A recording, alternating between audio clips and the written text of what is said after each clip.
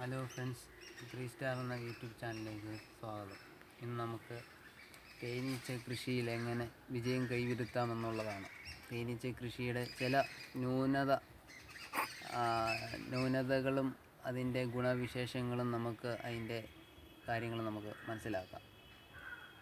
നമുക്ക് ഇന്നിത് മനസ്സിലാക്കുന്നത് വളരെയധികം സൂക്ഷിച്ച് കൈകാര്യം ചെയ്തില്ലെങ്കിൽ നമുക്ക് വളരെയധികം പ്രയാസം ഉണ്ടാകും. ഇതാണ് ഞൊടിയൽ തേനീച്ച അല്ലെങ്കിൽ വൺ തേനീച്ച എന്ന് പറയുന്ന ഇനത്തിൽപ്പെട്ടതാണ് ഈ കാണുന്ന ഈ തേനീച്ച. ഇതാണ് ഹണി ചേമ്പർ എന്ന് പറയുന്നത്. നിങ്ങൾ കാണുന്നത് വിശ്വസിക്കുന്നു. ഇത് ഹണി ചേമ്പറാണ്. ഈ ഹണി ചേമ്പറിലാണ് തേൻ സംഭരിക്കുന്നത്. ഇതാണ് തേൻ സംഭരിച്ച് വെച്ചിരിക്കുന്ന കാഴ്ചയാണ് നിങ്ങളിപ്പോൾ കണ്ടുകൊണ്ടിരിക്കുന്നത്. ഇതെല്ലാം തേനീച്ച തേൻ സംഭരിച്ച് സീൽ ചെയ്തിരിക്കുന്ന അനുഭവമാണ് ഇപ്പം കാണുന്നത്. അന്നേരം ഈ ഹണി ചേമ്പറിൽ ആണ് തേൻ സംഭരിക്കുന്നത്. അതുപോലെ തന്നെ ഇതാണ് ബ്രൂഡ് ചേമ്പർ എന്ന് പറയുന്നതാണ്. ഈ ബ്രൂഡ് ചേമ്പറിലായിരിക്കും അതിൻ്റെ മുട്ടയും റാണിയും ഒക്കെ ഇരിക്കുന്ന ഭാഗമാണ് ഇവിടെ. ഈ ഭാഗം നമുക്ക് മാറ്റുമ്പോൾ, ഹണി ചേമ്പർ മാറ്റുമ്പോൾ ബ്രൂഡ് ചേമ്പർ കാണാൻ സാധിക്കും. ഇതിൻ്റെ ഓരോ ഫ്രെയിമുകളിൽ അതിൻ്റെ മുകളിലായിട്ട് നിങ്ങളെ കാണിക്കാം, പരിചയപ്പെടുത്താൻ.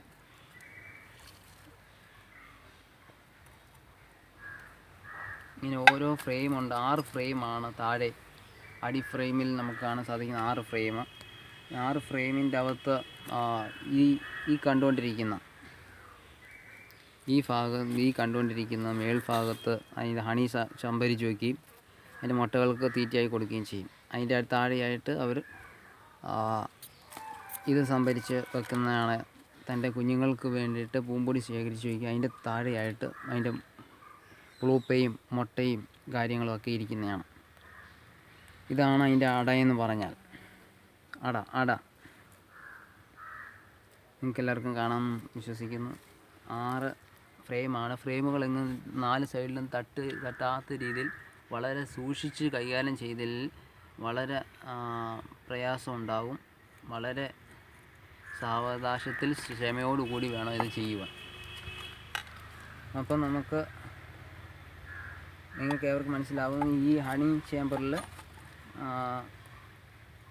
ചേമ്പറല്ല, ഇവിടെ ബ്രൂഡ് ചേമ്പർ എന്ന് പറയും. ബ്രൂഡ് ചേമ്പറിലാണ് ഇവർ പ്രവർത്തിക്കുന്നത്.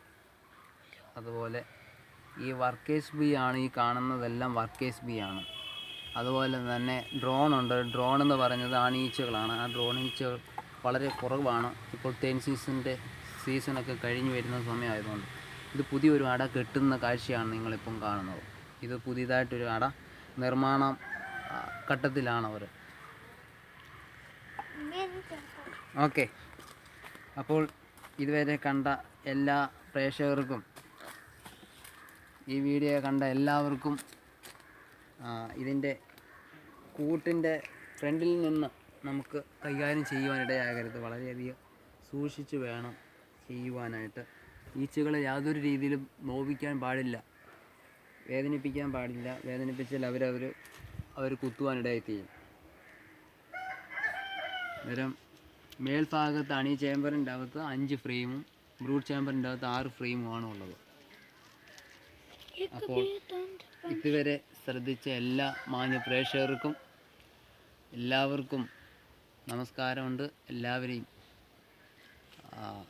ദൈവം അനുഗ്രഹിക്കട്ടെ. Okay, God bless you.